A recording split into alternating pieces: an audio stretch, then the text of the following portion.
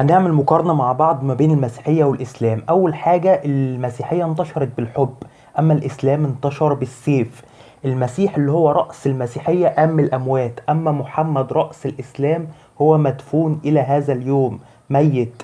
المسيح بيعطي ضمانة الحياة الأبدية في المسيحية، أما الإسلام لا يعطي ضمانة دخول الجنة أو الحياة الأبدية. حاجة مهمة جدا، الكتاب المقدس هو أول الكتب، أما القرآن جه بعده. فده الأساس. ده أول من ذكر قصة آدم وحواء، أول من ذكر قصة أبونا إبراهيم، أول من ذكر كل قصص السماوية اللي في التوراة. ده أول من ذكره، أما القرآن خد منه ونقل. فدي القاعدة الأساسية اللي عليها بيقوم أو بيسقط كل إنسان، إن ده الكتاب الأصلي، أما كل كتاب آخر هو كتاب مزيف. دي المقارنة العادلة الحقيقية. وهنا بقى أكبر مشكلة بتواجه الإنسان الخطية الماسكة. الناس أنا خاطي وهي خاطية وهو خاطي، كلنا خطاة ومحتاجين حد يدفع عننا تمن ذنوبنا. المسيح راح على الصليب علشان يدفع تمن خطايانا، مات على الصليب من أجلنا، قام من الأموات ففتح طريق العبور. فكل من يؤمن بيه بيخرج وراه من الأموات. أما محمد في الإسلام فهو ما دفعش خطايا حد، ما ماتش عشان حد، ما فداش حد، ما حبش حد.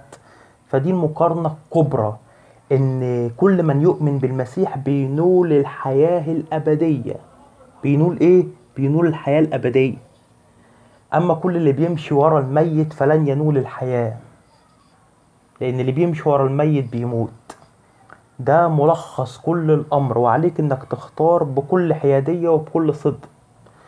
حط الثلاث كتب قصاد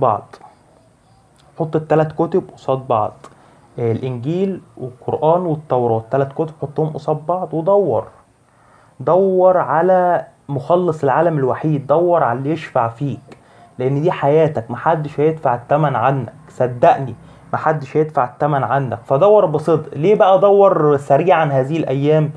لان حرب هرمجدون، الحرب الكونية اللي بين الخير والشر، على وشك انها تشتعل في الايام اللي احنا ساكنين فيها. كل جنود الشر هتيجي عشان تواجه الله هيواجهها عند الجبل المقدس. الوقت قريب وهينزل عشان يحاسب كل البشر من ايام ادم الاول لادم الاخير. فانت الحق، خش من باب الرحمة قبل ما يتقفل، وخش فلك نوح التاني اللي هو يسوع المسيح فتنول الحياة الأبدية. ده ملخص كل الأمر. إن صدقت هذا الخبر تنول الحياة الأبدية ويتكتب اسمك في سفر الحياة، أما إن رفضت هذا الخبر فلن تنول الحياة الأبدية ولن يكتب اسمك في سفر الحياة. فاليوم بضع أمامك الحياة أو الموت، فاختار الحياة لتحيا، وانت حر. اختار طريقك. ان طلبت المسيح بصدق هتلاقيه ظهر لك في قلب غرفتك وقال لك انا هو اله ابراهيم واسحاق ويعقوب وقمت من الاموات، ان امنت بيا تنول الحياة الابدية، لان هو حي وظاهر، واللي بيطلبوا بيجدوا، زي ما مكتوب تطلبوني وتجدوني اذ تطلبوني بكل قلوبكم. فالوقت قريب، اطلب الله وقدم توبة عن الخطايا وخش فلك نوح التاني، لان العالم بينتهي. استعدوا للقاء الهكم.